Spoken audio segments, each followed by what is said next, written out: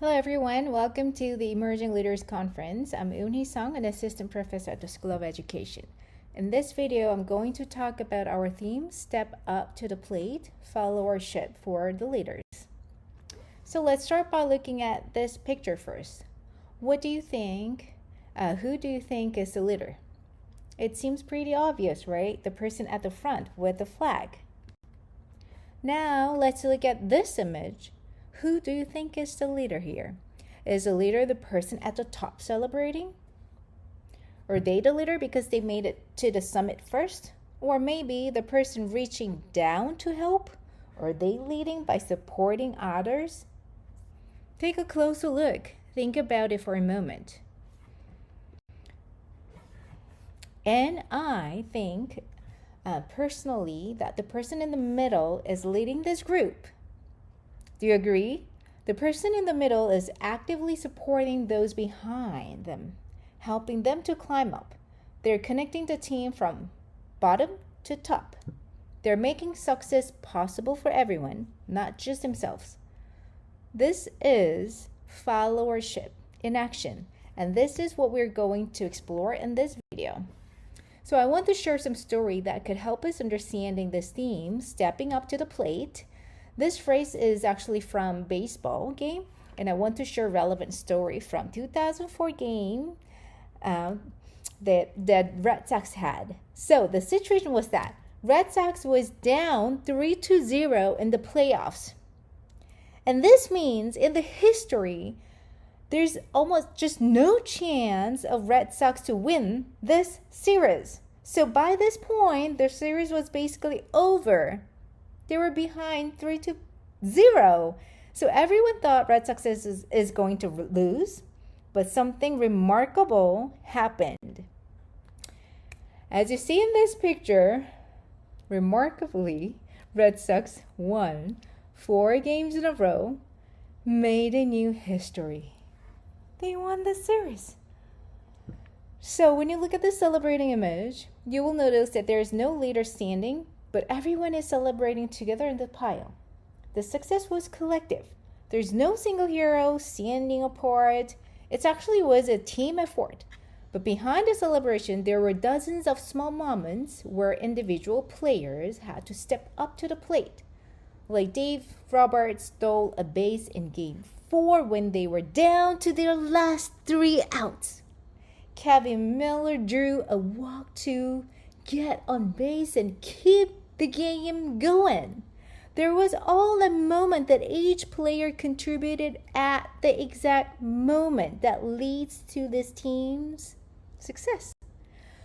So after they won this game, all players came up to the ground together. Players were jumping, celebrating the same victory together. Each person's contribution mattered in this game. So the success belongs to the leader?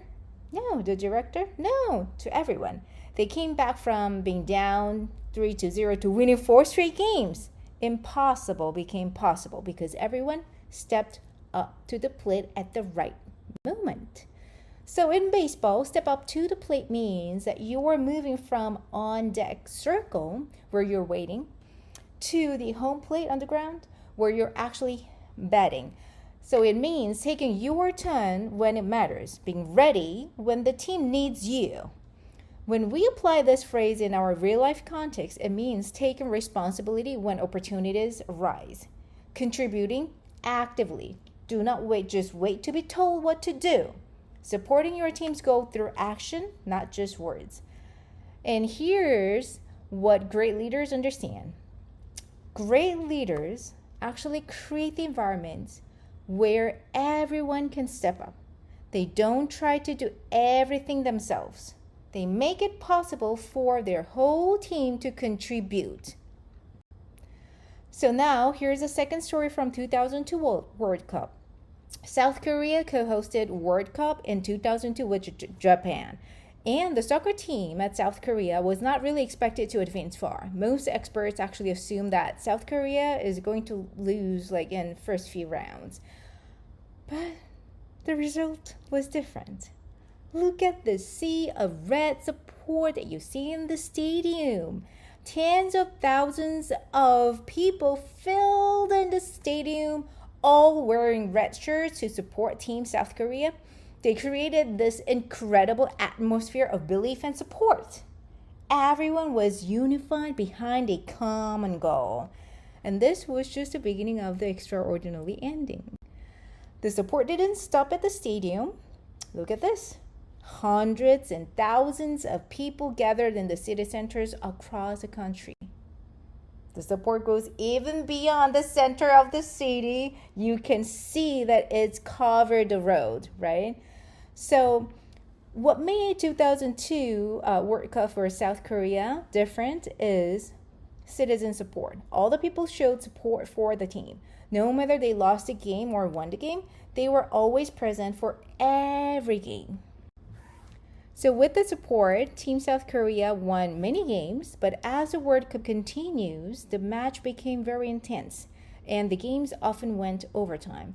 The players went overtime after playing 90 minutes, so having 30 more minutes for overtime. So all players were very exhausted. This picture shows penalty shooting moment when the team were tied even after the overtime. While all the citizens support this game from inside and outside the stadium, the players were also all coming up to the ground together, putting one's arm around another's shoulders, although it's not their turn for penalty kicking. So the one who goes up to the plate for the penalty kick would determine whether this team wins or not, right? The pressure was immense. But as seen in this image, all players, even though they were not kicking, they were all on the ground together, supporting the back. They were actually lining in the back. This gives your teammates an impression that you are right there with you. And each player knows, you step up for me, I step up for all of us, right? So this story basically tells you the importance of collective support. The team stands together, arms around each other, leadership rotating. There's no one leader who does all the job.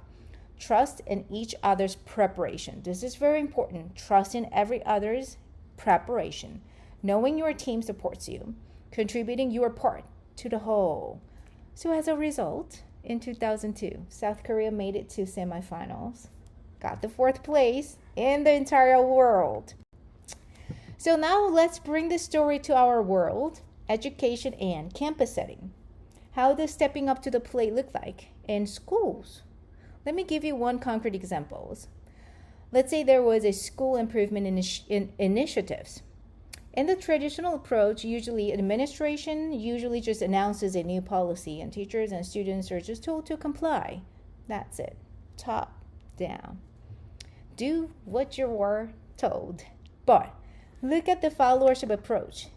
The principal starts by asking what would make our school better to students, teachers, staffs.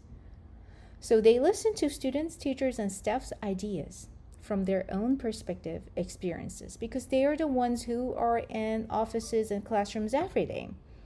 A committee forms with representatives from all different areas. A student leader emerges to coordinate their peer input. Everyone has a voice and a role. So can you see the difference, right, between traditional approach and followership approach? One more example here. Group project. Yes. So traditional approach, yeah, we've all been there. One person does all the work, all the major work. Others would just do whatever told to do. And resentment could build. Sounds familiar, right? But if you approach by followership approach, the team establishes goal and standards together. Everyone agrees on what success looks like for that team. And each person identifies what they will contribute based on their strength. So someone naturally leads coordination, but they are not doing everything, right? Others can step up with their expertise. And leaders can actually do regular check-ins to keep everyone accountable. The final presentation shows everyone's contribution. Same project, totally different experiences could happen. And usually, the bottom one could lead to better results. So followership is really an essential leadership skills. Good followers take initiatives on shared goals They don't wait to be told every little thing. They complete work with excellence. They don't wait for every instruction. They use their judgments as well. Good leaders set clear goals collaboratively, not just telling people what to do. They listen to their team members. They create spaces for others to contribute. They make room for people to step up. Do you see how these connect? The best leaders understand followership because they've been good followers themselves. This is really important. If you have not been a good follower, if you just become a leader, then you may not have a good understanding about followership.